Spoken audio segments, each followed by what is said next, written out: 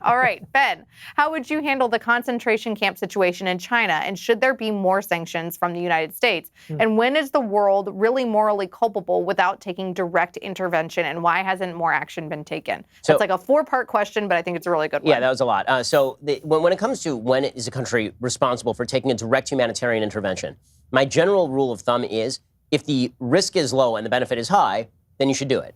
The risk obviously is not low. If you're going to talk about bombing China over this, then the question becomes, are you really willing to basically start World War III at this point in time? And the answer there is no for pretty much everybody involved. I mean, China is the world's most populous country. Is India now? Has India passed them? Right? China may be the second most populous country on planet Earth. In any case, 1 billion people over in China with an incredibly large army and significant capacity to do Americans harm. Starting a war with China would be a mistake. Does that mean that you have to abandon people to their fate? Absolutely not. We should be engaging with the Chinese government exactly the way we engaged with the USSR, which is to say we should cut them off at the knees economically. We should recognize them for exactly the threat they are, globally speaking.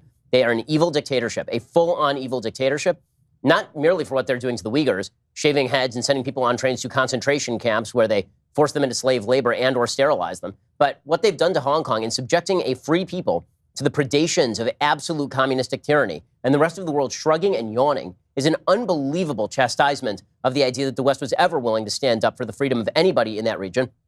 And the next people who are going to take it directly on the nose are the folks over in Taiwan, which is why the United States should immediately recognize Taiwan as an independent country. They shouldn't wait more than 5 seconds. China ain't going to start a shooting war over it. They might get mad at us. Tough. The United States should immediately declare Taiwan a sovereign country. No more of this two systems, one country nonsense that China insists upon. The United States should immediately sanction pretty much any business that is currently run by the Chinese government. And if the United States wants to take measures to prevent people from doing business with China, I'm not against it. I mean, right now, the problem is that you have a collective action problem, which is that if businesses don't do business with China, they're immediately undercut by other businesses that do businesses with China. But that is exactly why governments should get involved, and they should be sanctioning China on a full scale. One of the great mistakes, I think, in history, and maybe it was excusable at the time because we were at war with the Soviet Union, but one of the great mistakes, in my view, was the opening of China. The idea that economics was ever going to overcome values has been thoroughly rebuked by the presence of Chinese dictatorship, which has strengthened, become more powerful, become more deep,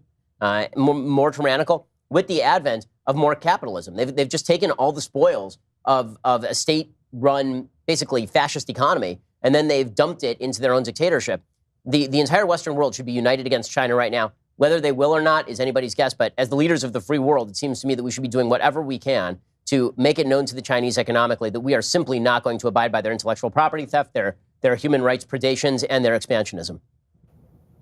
All right, next question is for Jeremy. This is a pretty interesting take, too. It says that we've seen this week, I know that you guys have seen that poll that Frank Luntz and others have tweeted out that shows that 62% of Americans are afraid to share their political views. But does this mean that the recent polls showing that Trump is down double digits are then meaningless?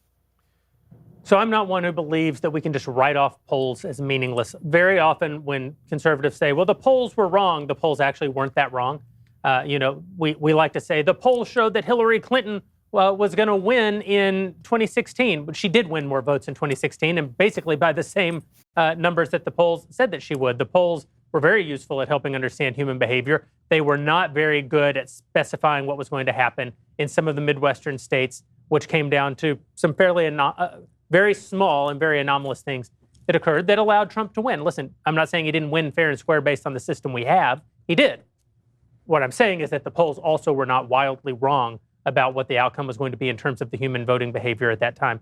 That said, one other thing, there is no silent majority of conservatives. There's this sort of idea hearkening back to Nixon that there's this silent majority that all think the way that we do. It's going to rise up. It's very comforting, I think, for conservatives to believe that, but it is not true. The left has won. Their opinions are the more popular opinions by and large in the country, in particular among the young. If the election were held today and only millennials were able to vote, Donald Trump would probably win 0 states. At most, he would win 1 state. And lest you roll your eyes and say, who cares what the millennials think, you're wrong about who millennials are. Michael Knowles is a millennial. The 20-year-old who you just hired to work at your factory, or the 16-year-old kid who you're still trying to get out the front door. You got a couple more years of raising them. They aren't millennials. They're a whole new generation that's coming up behind the millennials. The millennials are closer to 40 by and large than they are to 20. And they are, for the first time in our history, the largest voting demographic in the country. So the idea that you could have the largest voting demographic in the entire country utterly despise everything that we believe, and yet somehow we're still a silent majority and secretly everybody agrees with us, it's absurd. And it's going to be cold comfort when to tell ourselves, oh, well, there's still a silent majority. They just didn't show up to vote when we start getting pummeled in elections. Instead, we better stop lying to ourselves and do something about the problem. So with those two caveats in mind, are there a lot more people who agree with us than are willing to admit it?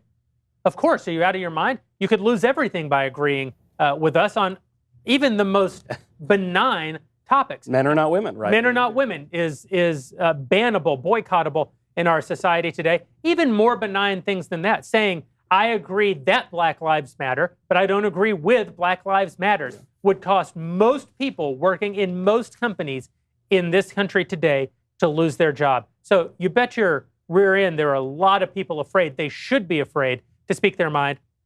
I want to, though, tell you what I think the answer is and not just leave you with a sort of despair.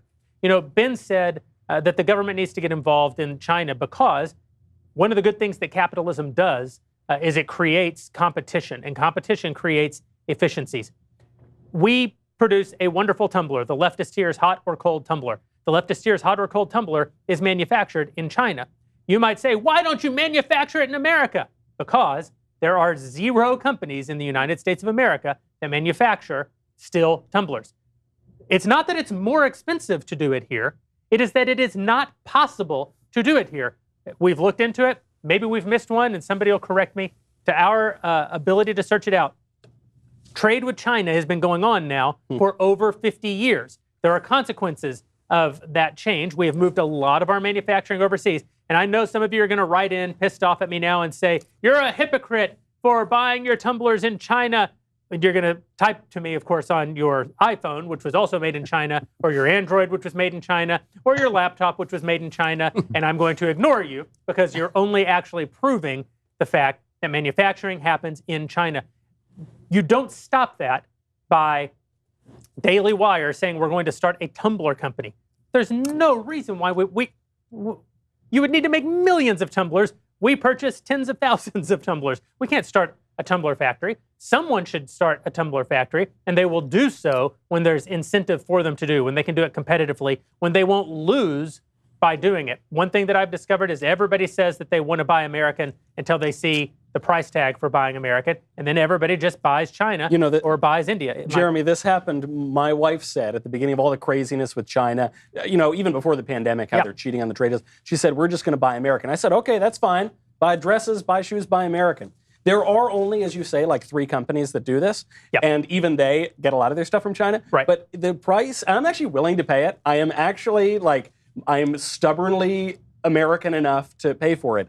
But it's not just 20% more. It's like 3x. Like, it is so much more expensive. So we looked at what it would take to actually manufacture the tumbler, and our cost on manufacturing the tumbler wouldn't be 3x. It would be 20x if we were to manufacture the tumblers directly. And the machines that we would have to install in order to do it are themselves made in China. So the only way that you deal with a problem like this is to take some sort of collective action where the people who do what we don't want aren't the ones who succeed at the expense of the people who try to do the thing that we do want. This is why capitalism actually does, there is a value component to capitalism, which is that competition makes it to where the people who do the best make the most. When you start interfering with that in a bad way, I think you create some perverse incentives. The same thing holds true, though, on this question of the silent majority, the people who are afraid to speak out. It is a collective action problem.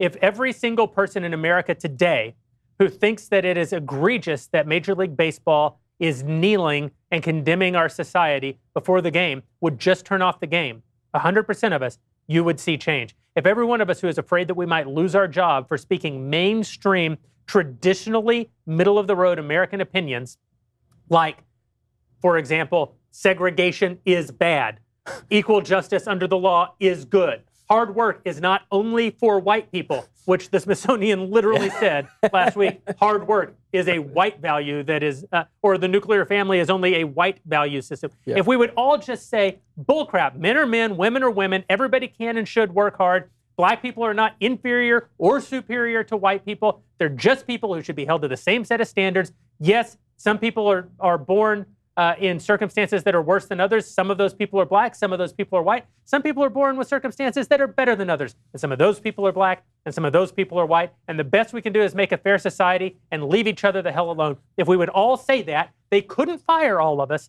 at the same time. The problem is we don't. And then we let one or two brave suckers stick their necks out, and they lose their jobs. And we all go, well, I wish somebody would stand up to the left. And we go hide in the corner. It's a collective action issue. Yep. When the day comes that we're all willing to stand up, they will have to stop, even if we're not the majority. A significant plurality is enough to put a stop to this. End rant. Hey, you. It's me, Jeremy Boring. You already know that, of course. That's because you just watched the Daily Wire Backstage. As the cigar smoke settles after another perfectly executed episode, why not ensure you never miss out on Daily Wire content? Go ahead and give that subscribe button a push. I'll wait. There you go. That's it. Much obliged, my friend. We will see you next time.